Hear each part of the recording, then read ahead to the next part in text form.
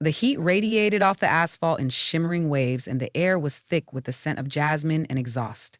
But a light breeze, a rare gift from the valley, rolled through the quiet neighborhood. She smiled as a groaning U-Haul truck, looking tired from a long journey, pulled up to the curb next door. Bobby, her husband, peeked from the living room window, the blinds clicking against the glass. "That's them, huh? The Rosales family?" She nodded, taking a slow sip. "Yup. Javier and Vivian. I met her during pickup at the preschool. She's sweet. Seems a little shy." Within hours, the lawn next door was a chaotic mosaic of cardboard boxes and mismatched furniture. The Parkers, remembering the exhaustion of their own move-in just a year prior, didn't hesitate. Bobby, an African-American man with an easy grin, jogged over with a case of bottled water, breaking the ice instantly, while Sasha, also African-American, followed with a roll of paper towels and an offer of pizza later. The introductions were made over shared sweat and the common enemy of stubborn packing tape. Vivian, a Hispanic woman whose shyness melted under the warm Glendale sun and the Parkers' even warmer welcome, quickly connected with Sasha. For Sasha and Bobby, the Rosales' arrival felt like a fresh, hopeful chapter. Weeks turned into months, and the two houses began to feel like a single home with a lawn running through the middle. Vivian and Sasha were inseparable, their friendship blooming in the everyday moments. They swapped recipes in Sasha's slightly cluttered kitchen, the air filling with the scent of cumin or cinnamon, as Vivian, with quiet confidence, demonstrated a technique her abuela had taught her. Flour dusted their clothes as they tackled box brownies in mismatched pans, sharing dreams over the whir of a hand mixer. "I swear, if I had your patience, I'd open that bakery already," Sasha said one afternoon, laughing as she licked batter from a spoon. "You have the magic touch." Vivian grinned, a genuine, radiant smile that lit up her face. "And if I had your energy, I'd have cleaned my whole house twice by now and probably repainted the living room. Where do you get it?" Bobby and Javier, a Hispanic man, found their own rhythm. Their bond was forged over grease-stained hands and shared tools in the driveway. It was in the roar of their dirt bikes as they escaped the city sprawl for the dusty trails in the hills, and in the comfortable silence of grabbing greasy, satisfying burgers at the Rallies on Brand on the way home. The smell of fried onions filling Bobby's old truck. "Man, if it weren't for you lending me that socket wrench, I'd still be stranded on the shoulder of the 134, Javier joked one afternoon, wiping his hands on a rag. "Don't mention it, but I'm holding you to that six-pack, Bobby smirked back, already knowing it would be shared between the two of them on the porch that evening. Their lives intertwined effortlessly. Double dates meant scoring cheap Tuesday tickets at the AMC in the Americana, holding hands in the dark and dissecting the movie over burgers afterward. Grocery runs to the Ralphs where Javier worked became a shared chore, their carts bumping in the aisles as they hunted for sales. And their Sundays were sacred, reserved for the pilgrimage to the Cerritos skating rink. And the moment they stepped inside, the familiar smell of popcorn and floor polish, the looping soundtrack of 70s and 80s oldies, and the hypnotic spin of the disco ball washed the week's worries away. They'd glide under the colored lights, a four-person constellation perfectly in sync. They were the kind of friends who borrowed sugar, tampons, shoes, and sometimes each other's last nerve. Money wasn't always kind. The paycheck-to-paycheck reality was a constant, humming anxiety in the background of their lives. One month, an unexpected HVAC unit failure on a big job meant Bobby's hours were cut. The pinch was immediate. Sasha, her face burning with shame, walked across the lawn and knocked on the Rosales' door. "V," she started, her voice barely a whisper. "This is so embarrassing, but are you guys okay this week? I'm about $40 short for the electric bill." Vivian didn't hesitate. She disappeared for a moment and came back, pressing two $20 bills into Sasha's hand. "Of course, girl, you don't even have to ask. Ever." Later that month, the favor was returned when the Rosales' old Corolla refused to start, the engine turning over with a pathetic, defeated cough. Javier, his face clouded with worry about being late to his shift at Ralph's, texted Bobby. "Do you mind giving us a ride to work just till Friday when I get paid?" Javier asked. "Hop in," Bobby replied, no questions asked. The morning carpool became a temporary, easy part of their routine. Even their disagreements were harmless, inside jokes that highlighted their intimacy. "You gave me back my favorite heels with a scuff on the toe," Sasha wailed dramatically one evening, holding up the evidence. "Well, maybe if your feet weren't so dainty and you walked with some authority, it wouldn't have happened," Vivian shot back, dissolving into laughter. Their friendship felt like a fortress, built on a foundation of absolute trust and the shared reality of their lives. It was a humid summer Saturday, the kind where the heat lingered long after the sun had dipped below the horizon. String lights were draped across the fence, separating their yards, their soft yellow glow casting a magical aura over the Parkers' simple backyard. It wasn't fancy, a collection of plastic chairs, an inflatable pool for the kids, and fold-out tables covered in mismatched linens, but it was full of love. A few neighbors and coworkers mingled, red plastic cups in hand, their laughter a warm and easy sound. The grill sizzled, and music from someone's Bluetooth speaker filled the air. Classic oldies, the kind from their Sunday skate nights, the kind that made everyone feel nostalgic and carefree. "To good friends and cheap meat," Bobby toasted, holding his cup aloft with a wide, happy grin. A little while later, Vivian slipped away from the chatter and stepped inside to use the restroom. She didn't knock. In the geography of their friendship, doors between their houses were mere suggestions. She never had to. But this time, the door wasn't fully latched. She pushed it open and froze. Bobby turned sharply from the toilet, startled, his hand just finishing at his zipper. "Oh, God, I'm so sorry," Vivian yelped, her voice a strangled squeak. She slammed the door shut so hard the frame rattled, her own reflection staring back at her, wide-eyed and horrified. She fled back to the yard, her heart pounding against her ribs, her cheeks flushed with a heat that had nothing to do with the summer night. Her drink was untouched for the rest of the party. When Bobby finally emerged from the house, their eyes met across the lawn. His were sheepish and apologetic. Hers were unreadable, shuddered. Javier, noticing nothing, clapped him on the back. "Hey, you good in there, bro?" Bobby forced a laugh, a strained, unnatural sound. "Yeah, all good. But for Vivian..." Things weren't good. The foundation of their fortress had just been rocked by a tremor. The flickering party lights did little to hide the tremor in Vivian's hand. She gripped her red plastic cup, the ice inside a solid, untouched clump. For the rest of the evening, she was a ghost at the feast, a smile plastered on her face so tight it made her jaw ache. She kept her back to the house, focusing on the chatter of other neighbors, on the sizzle of the last few hot dogs on the grill, on anything but the bathroom door. Bobby, for his part, tried to melt into the background. He busied himself with a sudden, intense need to clean the grill, scraping at the grates with a frantic energy. He laughed a little too loudly at Javier's jokes, a strained, hollow sound that didn't quite reach his eyes. Their orbits, once so naturally aligned, were now carefully constructed to avoid collision. Javier, oblivious and cheerfully buzzed, was the last to notice the shift. "All right, time to hit the road," he announced, slinging an arm around Vivian. "This guy's got to be up early for the Rouse grind." He leaned in to give Sasha a hug. "Thanks for having us, Sash. Great party." "Anytime," Sasha said, her smile genuine. She glanced at Vivian. "You okay, Vi? You've been quiet." "Just tired," Vivian murmured, forcing a weak smile. "Long week." As they stepped off the porch, Bobby and Javier did their usual clumsy, back-patting farewell. But when Bobby's eyes met Vivian's over Javier's shoulder, he saw a flicker of something he couldn't name. Not anger, not embarrassment, but a cool, shuddered assessment. He quickly looked away. The short walk across the lawn to their own front door felt like a mile. The friendly string lights now seemed to illuminate a newly drawn line between their two homes, a line etched not in the grass, but in the sudden, heavy silence. The next day was Sunday, and the silence had festered. By 10 a.m., neither couple had crossed the lawn. Usually, there would have been a shouted greeting over the fence, a shared pot of coffee, plans for their evening ritual, but the Parkers' house remained quiet, and the Rosales blinds stayed drawn. Inside, Vivian was replaying the moment for the dozenth time.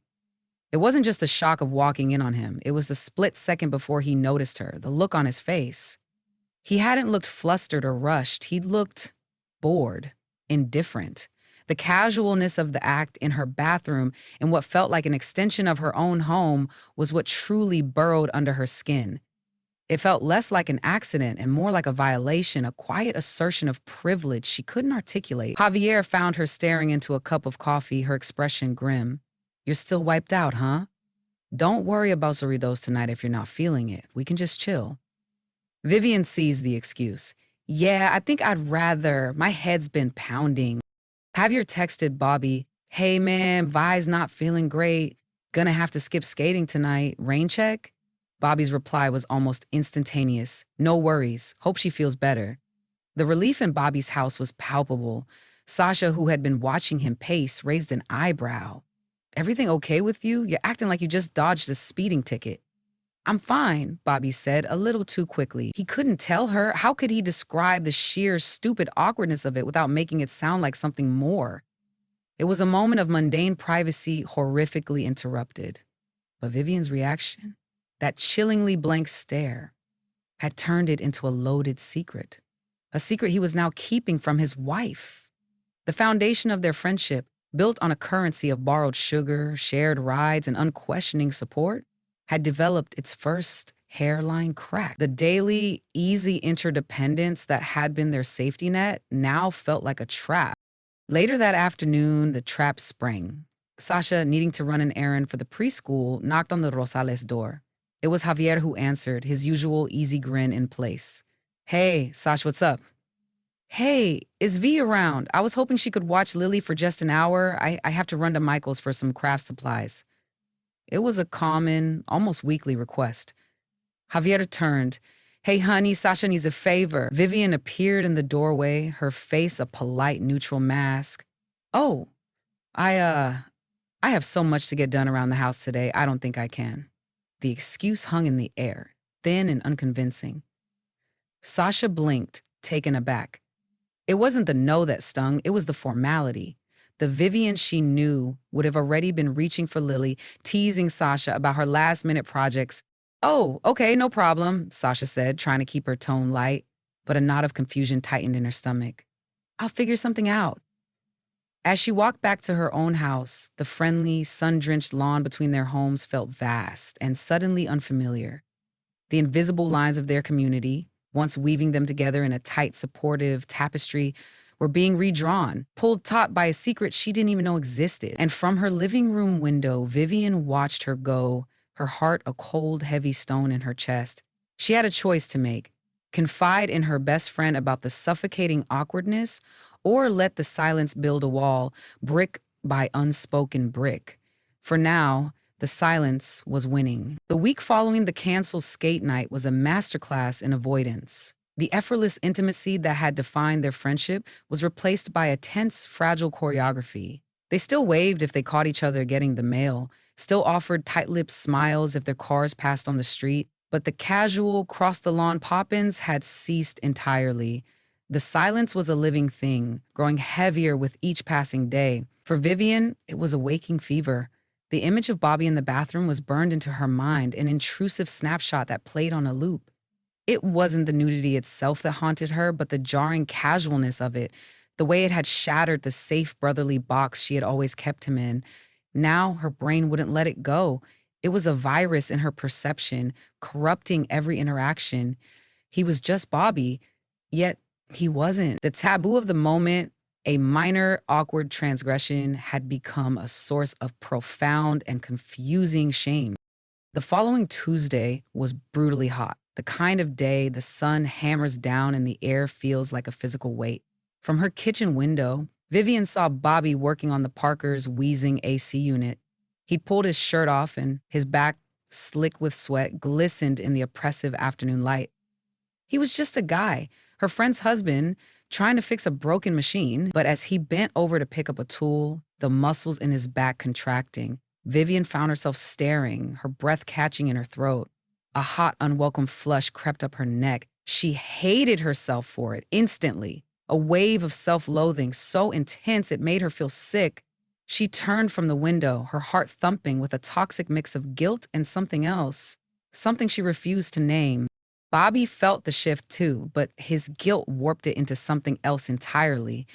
Vivian's silence wasn't awkwardness to him. It was a judgment. Her averted eyes weren't shame. They were a deliberate refusal to meet his.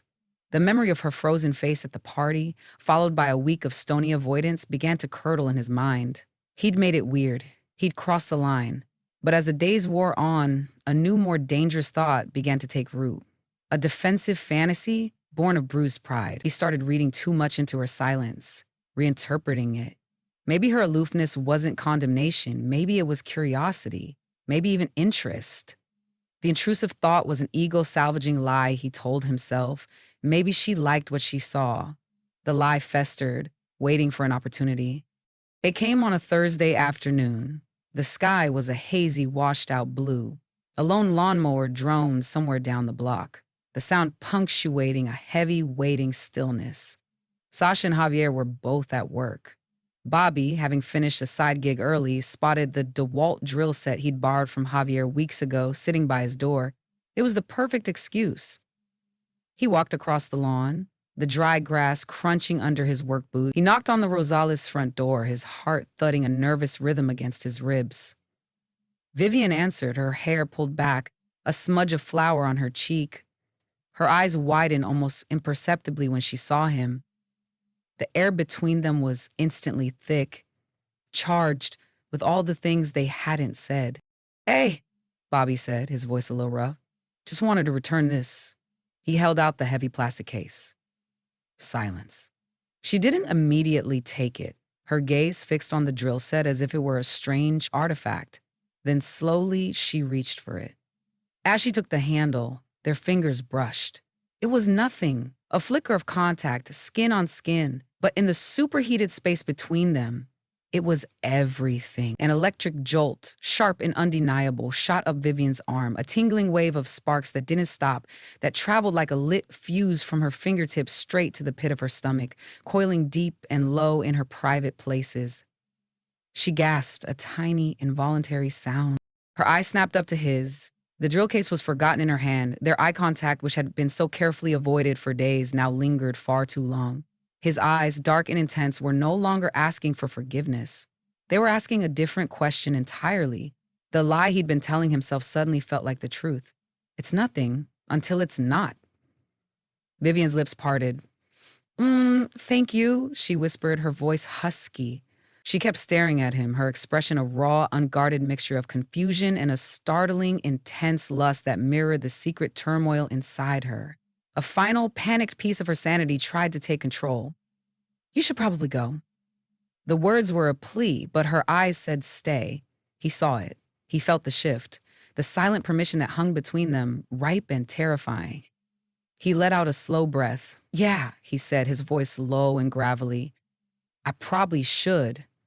And he didn't move. Instead, the frantic drone of the distant lawnmower seemed to fade into nothing. The world narrowed to the few inches of charged air on the sun-drenched porch. He took a single deliberate step forward, closing the gap, his body eclipsing the afternoon light in the doorway. He was so close now she could feel the heat radiating from his skin, could smell the faint scent of sweat and sun and soap.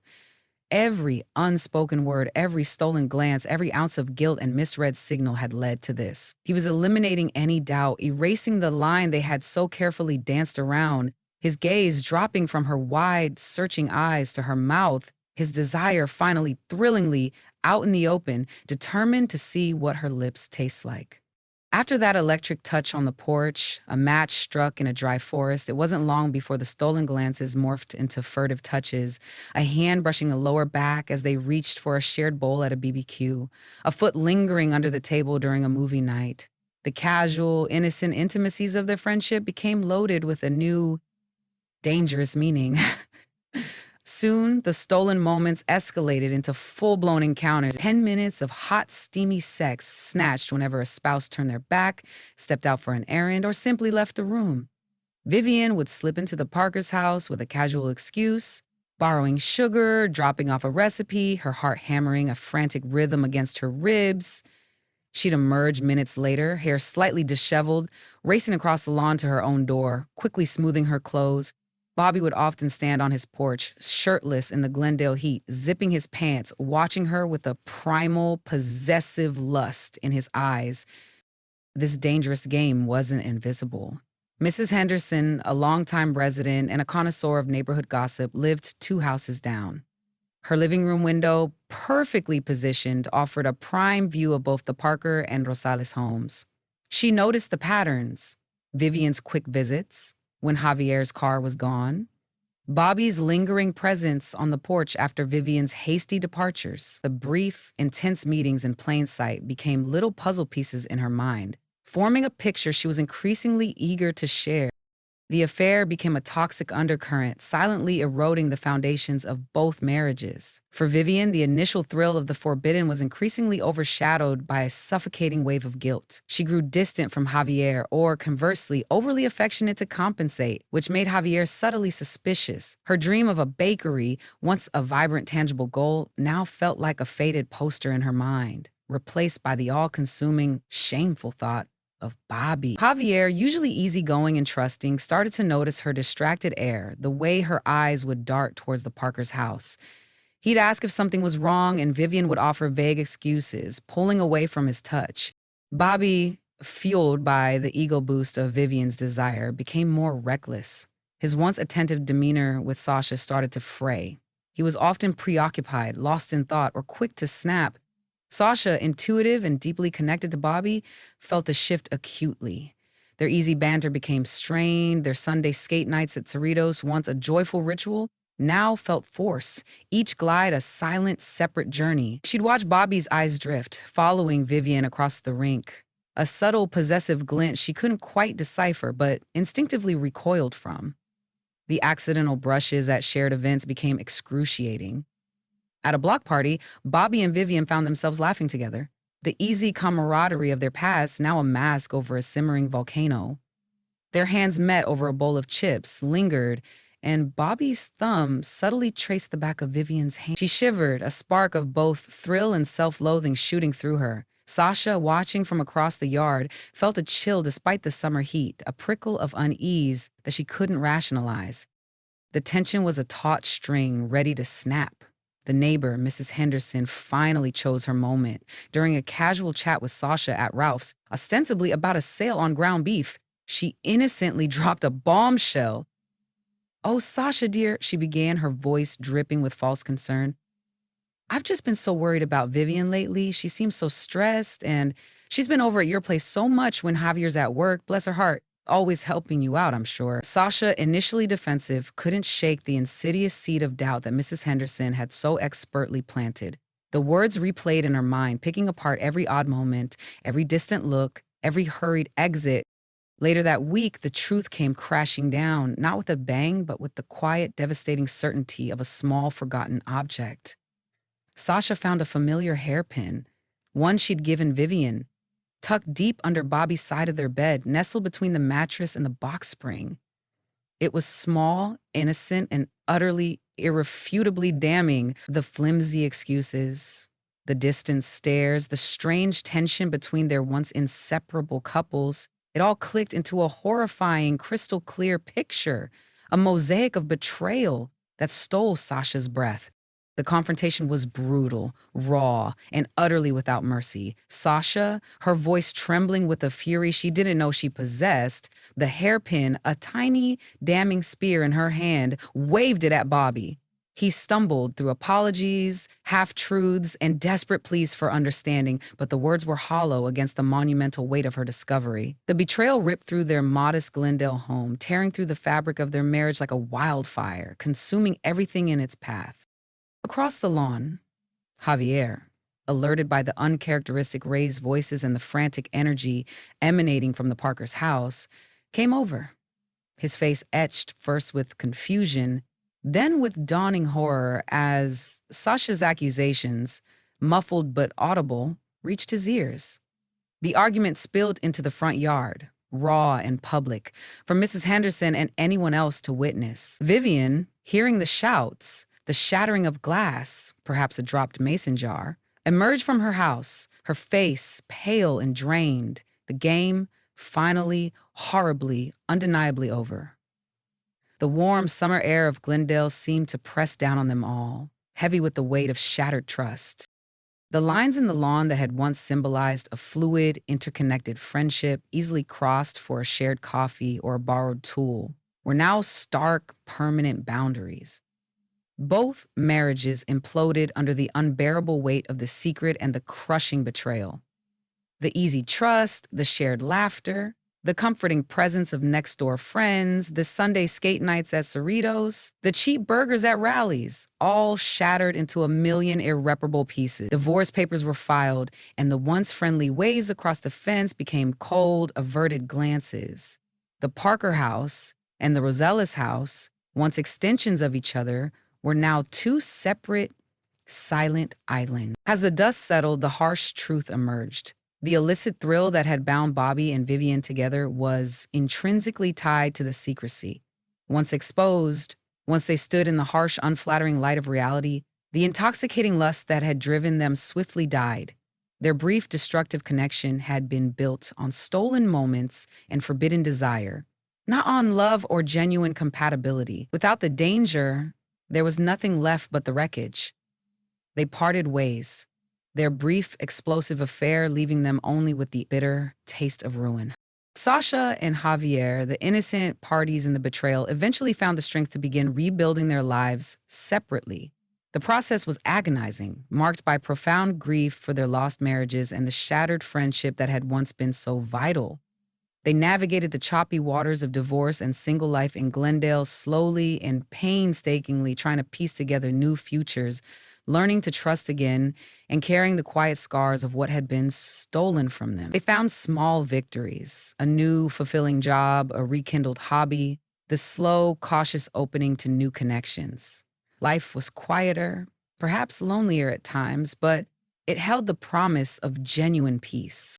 For Bobby and Vivian, however, life after the betrayal proved to be a relentless series of downfalls. The universe, or perhaps simply the relentless weight of their choices, seemed to conspire against them.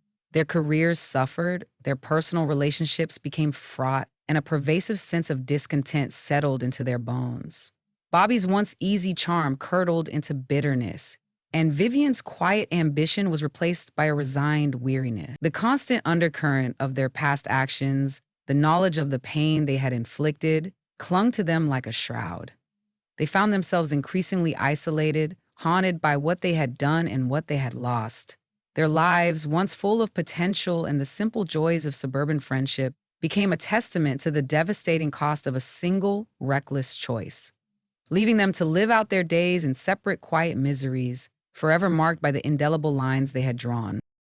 Thanks for listening. I truly hope you enjoyed. Please take a moment to like, share, and subscribe if you haven't already. The support is greatly appreciated. Also, I'd love to know your thoughts about this story, so feel free to drop a line in the comments. Until next time, Shadow Watchers.